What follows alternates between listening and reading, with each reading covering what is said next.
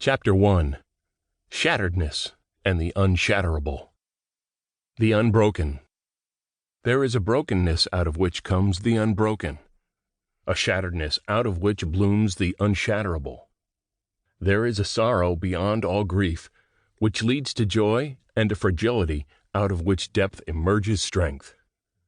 There is a hollow space too vast for words, through which we pass with each loss, out of whose darkness we are sanctified into being. There is a cry deeper than all sound, whose serrated edges cut the heart, as we break open to the place inside which is unbreakable and whole, while learning to sing. Rashani, 1991.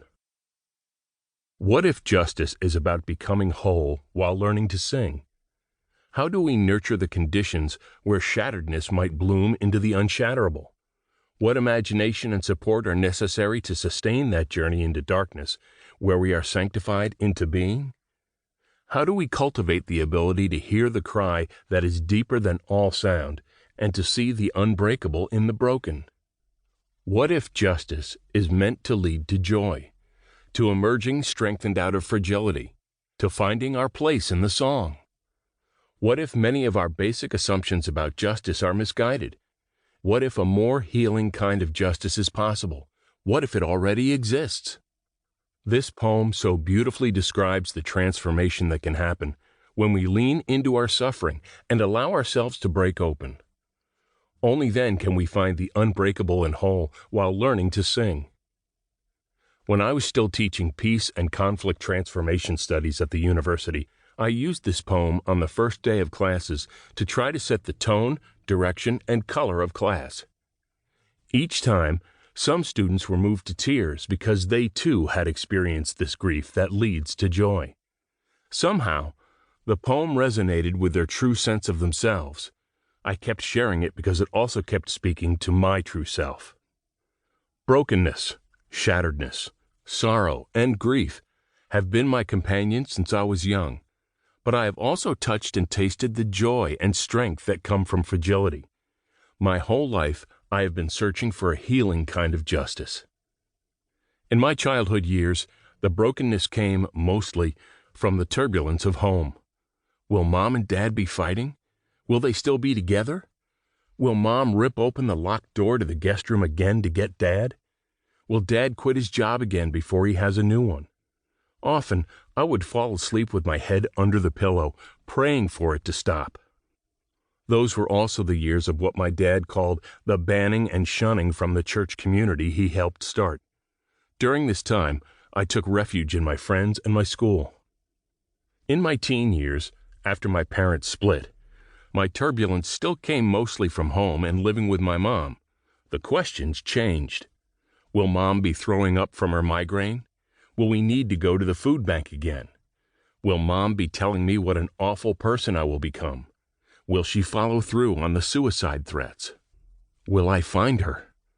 Will I get Huntington's disease, the disease eating away at my mom? Will I become my mom? In these years, I took refuge still in friends and in my excellent inner-city high school, where white people were the minority. The whole world was at that school. From early on, my belonging went beyond race, religion, and social class, but I also learned to take refuge in the wilderness, in my canoe where I learned sitting meditation, how to touch the earth, how to listen to the stillness. I read everything I could by Henry Nouwen, Jean Vanier, and St. Francis of Assisi. In my 20s, for some odd reason, I studied conflict and peace in university. Those were the years of falling in love, getting married, starting a family, and starting work.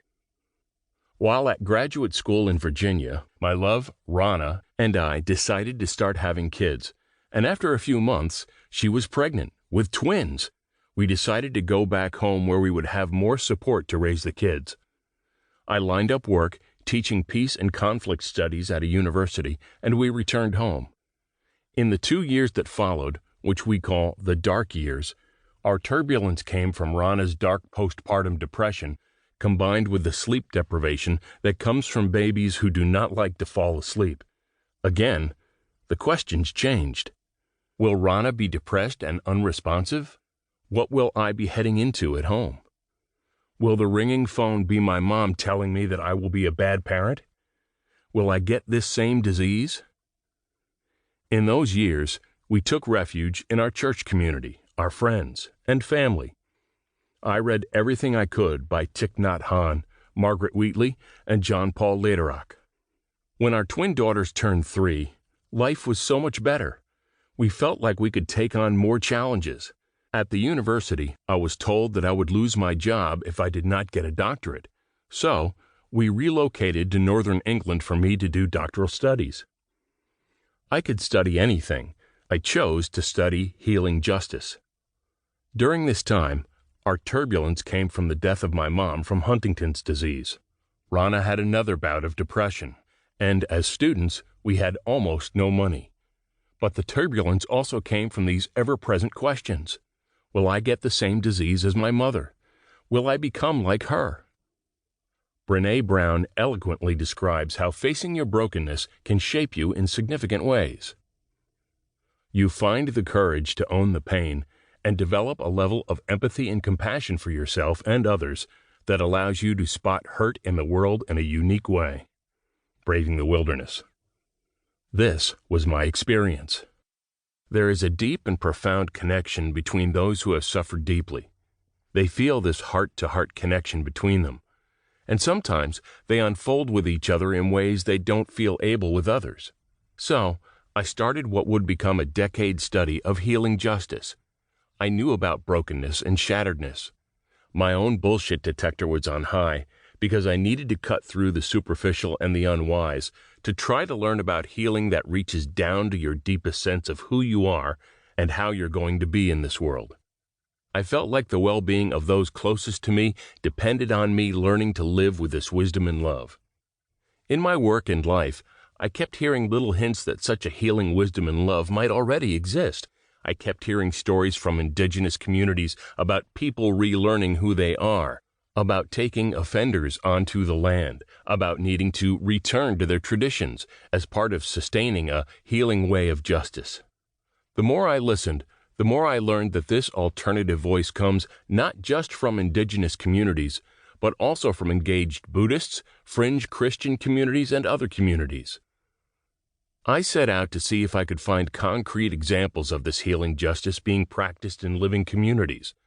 I wanted to see if I could show up in such a community and touch and taste this healing justice. What I was really curious about was, if one could find healing justice, would it offer sufficient breadth and depth to help address some of the dissatisfaction I was feeling with more mainline Western approaches to justice, conflict, and peace? Would it help me to face my own brokenness with healing wisdom and love? For many individuals, communities, and states, justice has come to reflect the same ugliness as injustice: pain, loss of power, loss of identity, disorientation, loss of respect, becoming broken, and, in the extremes, killing other people. Being brought to justice is not something many seek in their lives. Sometimes it is the very seeking of justice that leads to deep experiences of injustice. But surely, there must be communities that model a better kind of justice rooted in healing, wisdom, and love.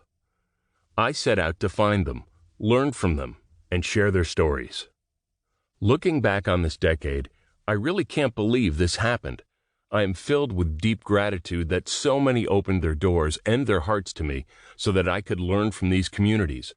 I only visited communities when they agreed to participate, to host me, and to teach me firsthand about their practices, and to keep giving me feedback on how to share their story until they were satisfied. My search for healing justice took me to Plum Village, a Buddhist monastery and community in southern France, and home to Nobel Peace Prize-nominated author Thich Nhat Hanh. Hollow Water, an Aboriginal community in Canada who are leaders in Indigenous healing. The Iona community, in the Highlands of Scotland, at the birthplace of Benedictine and Celtic Christianity. The Sarvodaya movement, in Sri Lanka, where I toured some of the 10,000 villages of awakening through sharing with their 80-year-old leader, Dr. A.T. Ayaratne, known as the Gandhi of Sri Lanka. Oasis of Peace, Wahat al-Salam Neve Shalom. A peace village in Israel where Jews and Palestinian Arabs, who are citizens of Israel, live together as a model of what their country's future could look like. And Bougainville, in Papua New Guinea, the site of the most violent conflict in the Pacific region since World War II, a conflict in 1988 to a peace accord in 2001. This matrilineal society experienced a profound breaking, but also was finding ways of healing unknown to most other parts of the world. For some reason, leaders from each of these communities agreed to accept my invitation to come to Canada for a gathering on healing justice in July 2012. These communities so often fight to go upstream, against the current of their surroundings. I wanted to give them the opportunity to share with like-minded but differently located communities. Who knows what might come from them sharing their stories with each other? Somehow, the Canadian government agreed to pay for the gathering, and these folks all gathered at the small Mennonite university where I worked. Behind the scenes, Rana and I were still dealing with the turbulence of the disease that had ravaged my mother. Halfway through this decade studying healing justice, on October 27, 2010, I was given the results of a genetic blood test that determined that I did inherit Huntington's disease. I did not yet have symptoms, but every 9 months I would go to my neurologist to see if the symptoms had started and to see if it was time to give up my career. 2 years after the gathering, I went on permanent long-term disability because the disease was active and made it too difficult to do the work I previously loved to do. My research was unfinished. I had published an academic book with the stories of 3 of the communities: Hollow Water, the Iona community, and Plum Village. Academic books are great for career advancement, but not great for sharing stories and wisdom with the public. For several years, I asked the publisher for my rights back from this book so that I could share these stories in a much more accessible form. And in 2018, they agreed. My health is not good enough to write the stories of the last 3 communities I visited, or to share about the truly incredible experience of listening to the wise sages from these communities engaging with each other at the gathering. From my broken hill, I want to share these stories with you. They have equipped, inspired, and trained me to enjoy the downward journey of life I'm living now. From these communities, I have learned to touch the wisdom of the poem. There is a brokenness, a shatteredness out of which blooms the unshatterable. There is a sorrow beyond all grief which leads to joy, and a fragility out of which depth emerges strength. More times than I can count, I have touched the hollow space, too vast for words, through which we pass with each loss, out of whose darkness we are sanctified into being. I have traveled the world, and made the longer journey of traveling from my head into my heart, to listen to the cry deeper than all sound, whose serrated edges cut the heart as we break open to the place inside which is unbreakable and whole, while learning to sing. I feel spoiled. Sure, I have holes in my brain, and I am unable to hold a job, but I feel spoiled. I have had such an abundance of wise teachers and opportunities to learn to walk in a healing way. In my book, Dancing with Elephants, I share about my own journey of stumbling, literally, my way into healing. In the video series, A More Healing Way, available free to those on my email list, I interview 5 experts on their best advice for living in a more healing way. In this book, I share with you 3 of the stories of these brave, creative communities who are living out a healing justice day to day. There is more to health than the absence of disease. This is one of the key teachings of Deepak Chopra. We need not just avoid the things that lead to ill health, but we need to cultivate the things that lead to full health. In the same way, there is more to justice than the absence of injustice. These healing justice communities are taking increased responsibility for their own well-being. They work at personal and collective health and foster a kind of resilience that leads their whole communities to healing and love. For each community, healing justice is rooted in learning their true names, living in the present, reconnecting with the earth, and returning to wholeness even in the midst of the broken. The search for healing justice in these pages may take a reader to some uncomfortable places. Healing justice does not neatly follow the logic, structure, or purpose of criminal justice or social justice. The search for healing justice brings the reader face to face with communities and their more collective imaginations. Moreover, these communities are faith or spirit-based communities of three different kinds. Those who value a rationalist, secular, individualist approach will likely find these stories most challenging. These stories are not an independent, objective analysis of healing justice, as if such a thing could exist. It is my attempt to learn, respectfully, from three communities that practice healing justice. This is a very personal journey, where the author is not absent or invisible. While I am not a member of any of these communities, I have cultivated friendships in each. As a reader will soon learn, friendship, respect, and personal journeys are very much a part of healing justice. I tried to write this with the daring courage of Brené Brown, the blinking boldness of Malcolm Gladwell, the disquieting poetry of Maya Angelou, and the deep compassion of Thich Nhat Hanh. But my own voice kept breaking through. As part of healing justice is learning our true names, I hope you will forgive me for using my own voice. This book is about what happens when ordinary communities confront injustice with healing, wisdom, and love. Each chapter tells the story of a different community. Some of these communities are famous, like Thich Nhat Hanh's home community, and some are relatively unknown, like Canada's Hollow Water community.